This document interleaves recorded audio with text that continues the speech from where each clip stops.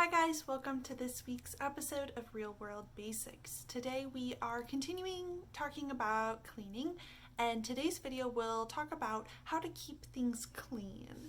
So whether you've gone from growing up in your family's home to maybe living in a dorm, or you've gotten your very own place for the first time, when you make that step, you take on the responsibility of keeping things sanitary and hospitable. So today's video is going to help you find the best practices for you so that you can keep your space clean, whether you do like a little bit of cleaning each day or you do one big swoop each week. So this is all just going to help you stay happy and healthy. So to go along with today's video, I have made two little printouts for you. The first one is a guide to take you through your living space to see what surfaces and what things within each room need to be cleaned. So we're going to be talking about bathrooms, kitchens, your floors, and some miscellaneous places to clean. And then I also have a printout for you for what cleaning supplies you need. So a lot of them we actually talked about in last week's video going over DIY cleaning products. So all of the products we went over in that video can be used in today's video, and they're all natural and cost-effective to make. So to get started with today's video, we're going to be talking about what you need to clean in each room of your place. So for your bathroom, the first thing you want to do is work your way down. So you would start with any mirrors or windows, and you would dust them and wipe them down. Then you would make your way down to the sink and any counter surfaces, and then you would make your way over to the toilet. You would clean that. You could use baking soda if you have any hard water stains in there to clean the porcelain. And then finally you would clean your shower or tub. You could use a shower tub cleaner that has bleach in it, but you want to make sure you keep any little ones or pets out of the room, ventilate the area well. And as I said in last week's video, if you notice recurring mold in your shower and you find you're having to clean it at least like once a week, I would definitely reach out to your property manager, landlord, your RA if you live in a dorm, and let them know you're concerned that you might have a moisture problem, because that is a health concern. So once you've got your bathroom cleaned, you can move on to the kitchen. And with the kitchen, there's a lot of little appliances in there, which we'll kind of go over the individual doodads later in today's video. But you've got your stove. If you're able to remove the little stove tops to clean down in the burners, definitely do that regularly if you use your stove a lot. Want to make sure everything dries before you put it back on there if you have an electric stove. And a pro tip for keeping your stove clean is if you do a lot of frying or a lot of stovetop cooking, get some aluminum foil and cover the surrounding burners with it to catch any of the oil splatters or grease splatters. And you can also put aluminum foil up on the backsplash behind your burner as well, and it just makes for easier cleanup. Then you've got your fridge. A lot of people don't really think about cleaning their fridge, and it kind of goes beyond just throwing out expired food. Stuff leaks in there. If you've got like fruits and veggies, sometimes they leave stains behind. So you want to make a habit of actually cleaning your fridge with an all-purpose cleaner. And as you do that, go through, throw out stuff that's expired, throw out stuff you know you're not going to eat and will eventually expire. And to help absorb any weird odors in your fridge, you can just keep an open thing of baking soda in there. As I talked about in last week's video, it's very deodorizing, so it'll absorb any funky odors in there. Then you've got your sink, and so with the sink in your kitchen, I'm also going to include dishes.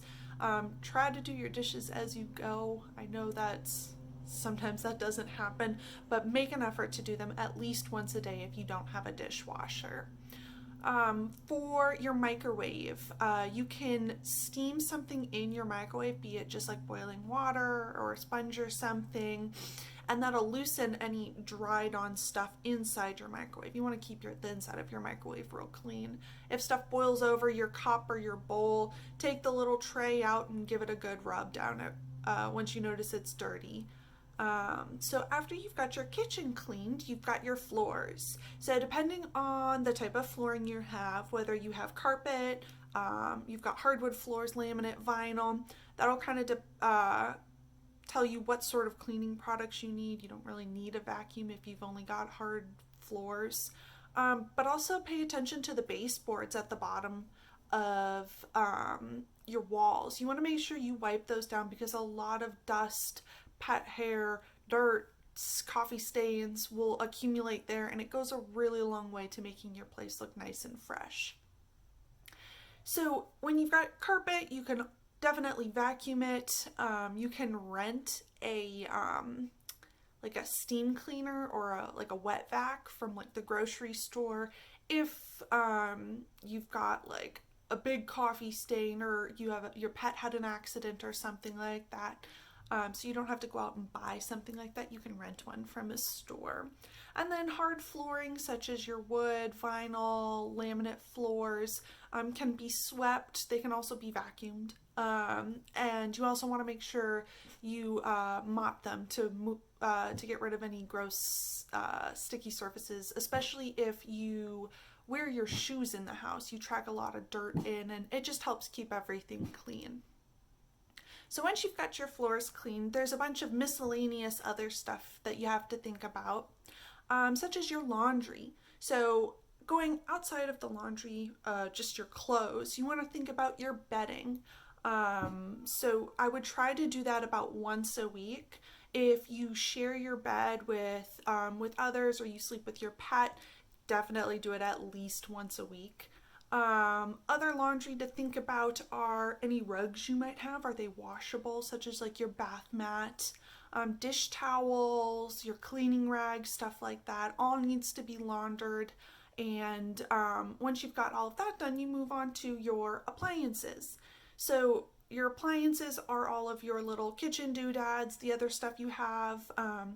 Usually they just need a good dusting, or you can just wipe them down with a wet rag to remove any weird just like stains on them. But that's really all they need. If it does need like a deep clean, definitely just look up cleaning instructions specific for that product, because there might be some technical guidelines you need to abide by so that you don't like mess it up. So we talked a little bit about dusting with the appliances, but you want to make sure you go through and dust your place regularly, especially if you've got pets, because the pet hair will build up before you know it.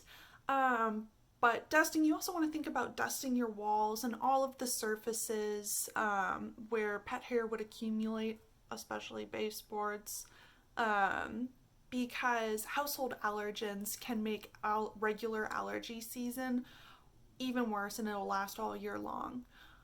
So once you've got all of your items dusted, you also want to make sure you look at the walls up in the top little corners up there. Cobwebs can accumulate. You want to make sure you're dusting your ceiling fans and things like that. Your vent covers, those can get really gross too. So what you need to do all of this, we talked about in last week's video. So you need an all-purpose cleaner, a glass cleaner, a shower cleaner, rags for cleaning, and maybe some old newspaper for mirrors or windows. You need a scrub brush, which can just be an old toothbrush to get any like really caked on stains, or if you need to scrub something in the shower or in like a tiny little crevice. A bucket for if you're going to be mopping your floors. And then your broom if you've got hard surfaces and you don't want to invest in a vacuum cleaner. A vacuum cleaner if you've got carpet floors and you need to keep those clean. And then a mop for hardwood floors. Now, if you only have like a small portion of your living space with hardwood floors or hard surfaces that you want to mop, you can just mop them by hand with an old rag. So generally, cleaning should be done once a week. So you should clean your bathroom once a week, your kitchen once a week. You should do your bedding and laundry once a week. You should be doing your floors once a week. You can do like one room a day. You could clean your bathroom on Monday, your kitchen on Tuesday. You can do your laundry on Wednesday, and so on, so that you don't feel really overwhelmed with it.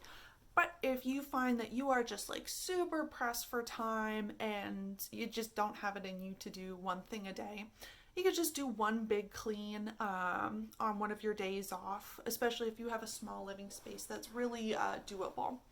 So if you live with kids, or you live with pets, or you live with roommates, then your chores need to be done more frequently. It's not just for the safety and health of those that are living with you. Like, pets can't clean up after themselves. And while little ones can be given like age appropriate chores, they really depend on you for the really big stuff that they're not able to do. And with your roommates, it's a level of consideration since you're sharing a living space. So you need to adjust the frequency of your chores depending on who you're sharing your space with. So if you're like, Val, this seems like a lot of work, oh my gosh, it is a lot of work. And running a house requires effort and participation from everybody who lives in the house. So some tips I have to help make it a little easier on you is the less stuff you have, the easier it is to keep things clean. Divide and conquer if you're sharing your space with others. Everybody can sign up for one thing and then that's their one chore. Lower your standards, but don't lower them too much. Like, if you've got some dust bunnies floating around and you've got people coming over, don't stress about it. It's just dust bunnies. But if you've got like really unsanitary bathroom space, like, nobody wants to see that. So think safety and health first, and then aesthetics. And then finally, pick a place for your stuff, like where you're gonna put your stuff when you come home, where you keep your pots and your pans and your silverware, where you keep your books, and then put it there when you're done with it. I found that there's a big difference between like tidying, which is just like putting all of your socks away and the shoes that clutter up in a pile. Like, that's totally different than like actual cleaning, so wiping stuff down, sanitizing. So if you can like tidy as you go, then the actual process of cleaning is so much easier. And once you have a clean living space, you'll find that it greatly contributes to how low your stress levels are. So take the time to clean things as you go through your week. So that wraps up our two-part series on cleaning, and next week we're going to start on a topic that I'm really excited for, which is cars. So we will be jumping right into car care basics, which is perfect for if you're just getting started with driving with your learner's permit, or you're getting your first car. And I'm really excited to it. I'm really into cars. So I will see you guys next week. As always, if you have any questions or suggestions for topics you'd like to see covered in upcoming Real World Basics videos, please reach out to us on social media or through email. I will see you guys next week. Bye.